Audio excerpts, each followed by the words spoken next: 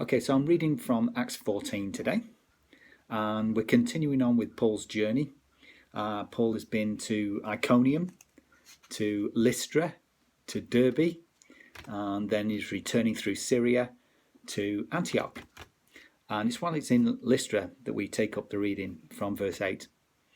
In Lystra there sat a man who was lame. He'd been that way since birth and had never walked.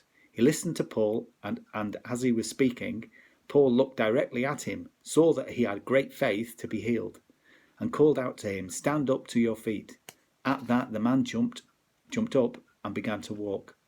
When the crowd saw what Paul had done, they shouted in the Lycaonian language, "The gods have come down to us in human form." And they went out of the city gates and prepared to make sacrifices to them. But when the apostles, Barnabas and Paul, heard of this, they tore their clothes and rushed into the crowd, shouting, "Friends, why are you doing this? We too are only human like you. We are bringing you good news, telling you to turn from these worthless things to the living God, who made the heavens and the earth and the sea and everything in them." The people were going to set up Paul and Barnabas as people to be worshipped, people to be followed, people to be hallowed in some way.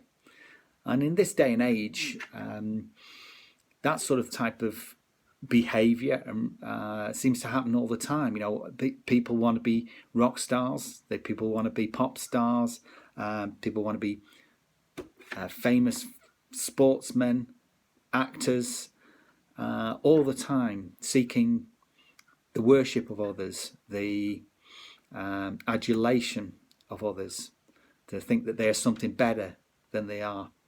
But Paul and Barnabas' reaction to it was to actually to tear their clothes. They were, completely against it. And in the Jewish tradition, they would tear their clothes almost in anguish and in sorrow about what was happening.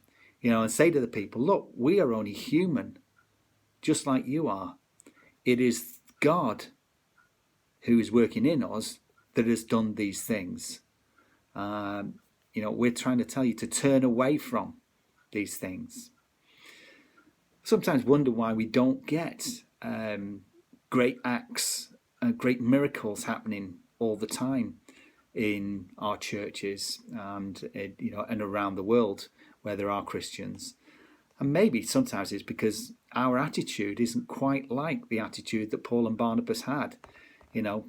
Sometimes we do want that adulation. We do want that fame. We do want that notoriety of being, wow, there's that church is where all the miracles happen and everything that goes with that. And maybe if we had more of an attitude of Paul and Barnabas to say, look, we are only human.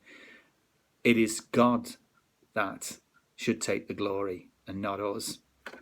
Maybe we'd see more miracles. Just a thought.